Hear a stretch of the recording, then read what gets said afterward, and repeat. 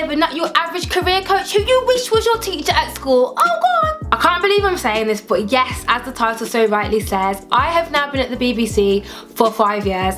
I cannot believe it. I cannot believe how time has gone so fast. Like literally, I spun round and here I was 5 years later. I remember coming into the BBC as an apprentice at 20 years old. So it's crazy now to say that you're actually looking at BBC staff, yes. Up until about 2 weeks ago, I've always been on fixed term contracts in this industry. So it does feel a bit surreal to actually have a bit of stability. I mentor a lot of young women who aspire to get into this industry, specifically TV and digital, which are the areas that I work in. And I also provide a lot of peer-to-peer support for young women like myself who work in junior roles. And one recurring question that always comes up is about my journey and how I got to where I am today. So I thought, you know what, 5 years is a really good time to just really share everything from my job roles, what I specifically did and do now, to looking back at the highlights of the journey and what I really enjoyed, to also looking at how I got some great opportunities like TV presenting and how I got gigs for that. In due time, I will be sharing the lows and talking about things that have had a really adverse impact on me and how I've been able to bounce back from that, because I do feel like that's equally as important.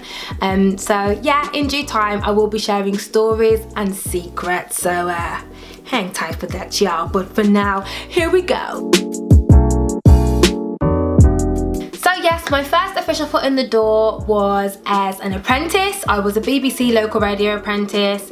Yeah, I walked into the BBC at 20 years old, having no idea what the heck I was doing, but I was just really hungry and I was really excited and I was just like, bring it on. So for the apprenticeship that I did, 4,000 people applied, but they could only pick 45 people. And I remember so basically how it worked is that they had different people representing their different local radio stations for the BBC around the UK. So they would have an apprentice in Guernsey, they would have one in Birmingham, they'd have one in London. Everywhere you can think of, they wanted to dot an apprentice around each BBC local radio station. So for Birmingham, they actually picked 2 of us, even though they were only supposed to pick 1. So instead of having 45, they had 46. And myself and my homegirl Jade, we were picked to be the apprentices for BBC West Midlands local radio 95.6. It was literally a workplace miracle. I can only thank God that he made a way for that to happen, because it's unheard of. It's like, when does that even happen? The application process was actually a random one for me because I was in Amsterdam at the time. I'd applied to get into the BBC before that, like maybe like 3 or 4 times, and I just couldn't get an apprenticeship or an internship or work experience or anything. So by the time this came round, I was just kind of a bit deflated and just thinking, I can't be bothered. But my mum sent me the application and just thought, should I, shouldn't I? But I just did it anyway because I'm very ambitious and I like to try. So I applied whilst I was in Amsterdam, found out I got an interview. From the interview, it was just a really intense waiting game because they took so long to get back to me, but they just explained that actually they couldn't decide between myself and my friend Jade, so that's why they decided to take on both of us. And yeah, when I got in, I just felt over the moon. So that's how I got in. So my job role was mainly assisting in or like solely setting up a radio show for presenters, including booking guests, writing scripts, coming up with ideas, helping with the output in studio, going out and doing vox pops and reporting. It was a very varied job role and I got to learn loads. So in the first week, I remember pitching an idea for a story about bedroom tax, which actually turned into a top story for Pete Morgan's breakfast show. That was really exciting. I remember producing an EastEnders special for Sonny and Shay's afternoon show, and this was for the storyline surrounding Who Killed Lucy Bill. That was so intense but really exciting. It swept me off my feet and it really kind of pushed me into the deep end, from setting up guests to writing the scripts to kind of formatting the show and what it would feel like. And yeah, I really enjoyed that. For Black History Month 2015, I also pitched a series of stories looking at local people in Birmingham from the African Caribbean community who had contributed positively to their communities, to Birmingham, and kind of looking at their contributions and the positive highlights of what they're doing for the next generation. I also pitched a podcast campaign called BBC WM Youth Takeover. So at the time I asked some of my friends to put together a demo, and then I sent it to the editor really excitedly. At the time she wasn't really feeling it, so it got rejected, but then eventually it turned into the WM Takeover. No, I didn't get credited for this, but it actually made me realise that this can happen sometimes in the industry, and it really kind of prepared me for things like this can happen. Honestly, this entry-level role really gave me a reality check on what this industry is like. I experienced people being passive aggressive, two-faced, I was lied about, shouted at, had ideas rejected, then stolen, you name it, but I learned how to be thick-skinned, and it really prepared me mentally on what to expect going forward. Honestly, when I got this role, it was one of the most exciting times in my life. I was coming up to the end of my apprenticeship contract, and you know, you're kind of figuring out, what am I going to do next? And while I was working as an apprentice, it's no secret that obviously I've always had a big dream and desire to be a children's TV presenter for the BBC, and I had the privilege of being able to go to Salford, where BBC Children's are based, and I met with the talent manager. And they basically looked at my CV, gave me some advice and tips on how I can make it more children's TV friendly, and then they said they'd keep my CV on file. So then I went away, didn't hear from them for a while, and then lo and behold, coming up to the end of my apprenticeship contract, I got a phone call from them saying, we've got a runner role, do you want to come for an interview? Gonna be honest, never worked in TV before, didn't have a clue what the title runner even meant, but I said, yeah, of course, come for the interview, obviously it's children's. My interview, I remember it being really informal. A man called Ben, who was the head of development at the time for Children's Unscripted, and he interviewed me with the production manager in the team at the time, and it just felt like a little chat. Like, they asked me about stuff that I'd done in radio and like my creativity, because that's the thing. The talent manager who contacted me at the time, he said that Ben had specifically requested the CV of someone who is creative. They wanted someone who was really creative to interview, so they thought of me and put me forward, but just great honour. After the interview, I got a phone call to say that I'd got the job. It was like, wow, I got the job, I got into children's TV, yay. But then I only had 2 weeks to move, so I literally had to pack up all my things, all my life, everything I'd ever known, and literally ship off to Salford to live in Manchester. Didn't know nobody up there, didn't have any friends. I had family up there, but not family that I'd ever met in my entire life, so that didn't count. Didn't know anybody, but I was just really excited for the next chapter of my life and the new journey, and I thought, you know what, I'll make friends, it's fine. And I'm going to be really honest, the reason why I was also excited for this job, because working in radio taught me what I didn't want to do. It didn't really I didn't really feel like it brought out the best in me as a person or my best creative juices, so I knew that it wasn't for me, and it's not necessarily a path that I wanted to go down in that season of my life. So I was like, yeah, I want to do children's TV, this is it. So initially the contract was for 3 months, which turned into 12 months. Again, workplace miracle. So in my role as a development runner, it included coming up with unscripted fact-end shows for the CBBC channel. So it was anything from writing treatments to one-pagers, to pitching ideas to the head of development, to pitching new talent, to assisting on shoots, running team brainstorms, casting. Again, it was very varied and I loved it. I'd say in terms of my highlights, I'd say number one, having my contract extended from 3 months to 12. This was perfect because it really gave me time to develop and grow as an individual, as a career girl, just in terms of understanding TV, understanding how formats work, understanding why it's important to use particular talent for specific things. And also, I just got to work with some incredible people. Obviously, it's my first time working in TV, so getting to work with people who would formerly produced X Factor or formerly produced Saturday Night Takeover, and worked with people like Ant and Dec. It was just really fascinating just to kind of work with them and learn from them and have shared experiences, and just to kind of learn from their skills and just kind of take a little bit from here and take a little bit from here and then hone it to who I am today. Every industry has its own language and culture, and it's not about changing who you are as a person, but it's about learning to become adaptable. Now, going to the pub after work, Christmas parties, that's never really been my kind of thing, but in the media industry, those social engagements and events are crucial for networking and can even lead to getting your next job. And it's important to show up. I learned the importance of showing up for opportunities, and that actually there's always key people of destiny around that are responsible for opening the next door for you. You just don't know. So it really is about building those key relationships that will help you throughout your career. In 2016, I actually did do a separate video on how I got into TV presenting, so definitely check out the description box and click on the link below.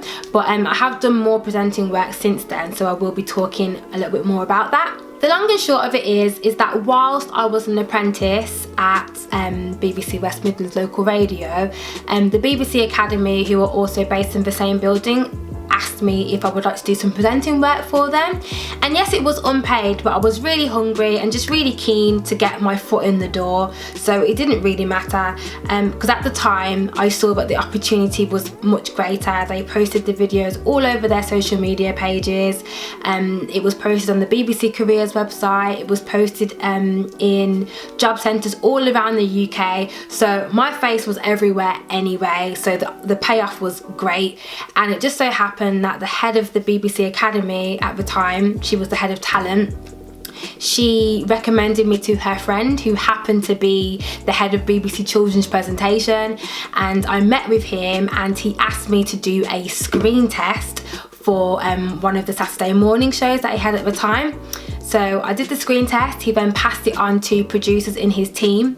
Then the producer for a Saturday morning show called Whoops, I Missed the Bus got in touch with me. She asked me to do another screen test so she could take it to the commissioner for children's, and she then told me that when she showed it to the commissioner, within 30 seconds, the commissioner loved me, and that's how I got my first paid TV presenting gig as a children's TV presenter. What was really interesting at the time is that for 2 years I worked both behind the camera and in front of the camera for the CBBC channel, so it was a really interesting balance of knowing how to create TV shows, how formats are made, and then on the other side being the talent and presenting that show and presenting that format. So they're both balanced each other really well in terms of my learning experience, if that makes any sense. The first TV show that I presented was Whoops, I Missed the Bus. I presented it for 2 series alongside my co-hosts, who were Laura, Reese and Miles. So we were all what we were called the resident vloggers, and sometimes we interchanged between who presented. So I think there was 3 of us presenting one week and 3 of us presenting another week. It was really good fun. So basically what we did for the show is we reviewed shows on the CBBC channel and kind of parodied them. The second show that I presented on for CBBC was a show called How to Be Epic at Everything, and again I was presenting on this show as a guest presenter, and then behind the scenes I was also working on this production as a runner. So again, very interesting dynamic, and again that was good fun. And then I got to present on a show called All Over the Place Asia, and for this show I got to go to about to say South Africa, I really didn't. For this show, I got to go to South Korea for 10 days, and oh my gosh, it was the most epic experience of my life. Honestly, I did not know that in my early 20s I'd be able to say I'm going to South Korea, but I could say I'm going to South Korea. I've been to South Korea, people. It was amazing. So I was a guest presenter alongside the show's main presenter called Ed Petrie. Really phenomenal experience getting to work with him. He's obviously been an established children's TV presenter since I was high. So, you know, getting to work with someone like him was just out of this world experience. It was just such a busy production. There was so much to get done in the 10 days. There were long working hours. It really challenged me. It really pushed me. I'd never done something like that before. Obviously working on Whoops, I Missed the Bus was completely different, especially starting out, you know. Working on Whoops, I Missed the Bus, I was really trying to find who I was as a presenter, trying to get to know my voice and who I wanted to be and how I wanted to be perceived. And I remember the very first episode of doing Whoops, I Missed the Bus, the executive producer at the time, she ripped into me and really let me know what she didn't like. And so from there, I'm not gonna lie, I thought, I don't think this is for me, you know. Kind of got in my feelings a little bit and thought, I don't think this is for me. But do you know what? I came through. I was persistent, I pursued it, and I really got to establish my voice and who I was. So fast forward to working on All Over the Place Asia, I was just ready, even though I'd never done a big production like this before, especially in another country. I was just ready, and I knew who I was, and I was just ready to just give it my best. So what can I say? I can't really pick a specific highlight of my presenting career so far, but all I can say is that it was just an amazing experience being a children's TV presenter. It was an amazing experience working with so much different talented people, different presenters, and yeah, it just really helped me to establish my presenting career. So for that, I'm forever grateful and thankful. And most importantly, I fulfilled a childhood dream. I always said I wanted to be a children's TV presenter for the BBC, and I did it. I'd say one of the biggest learning curves for me was often feeling like I'd had to work twice as hard to prove that I was good enough. I had producers question whether or not I was even a real presenter. I'd been told to tone it down. I'd been labelled as the streetwise or urban one. I quickly had to learn not to allow myself to be boxed into these stereotypes or stigmas, and I suppose a harsh reality was learning that actually 1 minute you can be flavour of the month and the next minute nobody cares. After Whoops, I Missed the Bus got decommissioned, I went through a really low time. It was hard going from being a TV presenter who children recognised in the street and wanted to take pictures with all the time, to then being that girl from the TV show who nobody cared about. It was really hard to deal with, and at the time I felt too embarrassed to talk about it, but I guess I'm talking about it now, so you know. As I mentioned earlier, How to Be Epic at Everything Series 3 was a production I actually worked on as a runner and also a guest presenter. The show is about teaching children how to master different skills, from how to keep their trainers smelling fresh to how to break dance. So it's a really good educational fun show. So coming up to the end of my contract as a development runner, I got asked to interview for a runner role on How to Be Epic at Everything. Again, the interview process was very informal. Actually, the same production manager that interviewed me for the runner role in development also interviewed me for this alongside the series producer. So yeah, the job involved casting contributors, assisting on shoots, writing scripts, pitching new ideas, and I also landed my second paid presenting gig for the CBBC channel, which was exciting. During my job role as a production runner, another researcher that I was working with at the time recommended me for my first researcher job role. I didn't actually know this until I got the job. He casually walked into work and I was like, guess what? I got a job as a researcher, and he was like, yeah, I know, I recommended you for it, and just casually sat down. And I was just like, rare, like, why did you do that? Like, why did you think I was ready? And he said, well, over the last several weeks of working with you on this production, you've clearly demonstrated that you are not a runner, you are a researcher because of your skills and your capabilities. Working on this production, I didn't just literally work within the confinements of what the runner job description meant.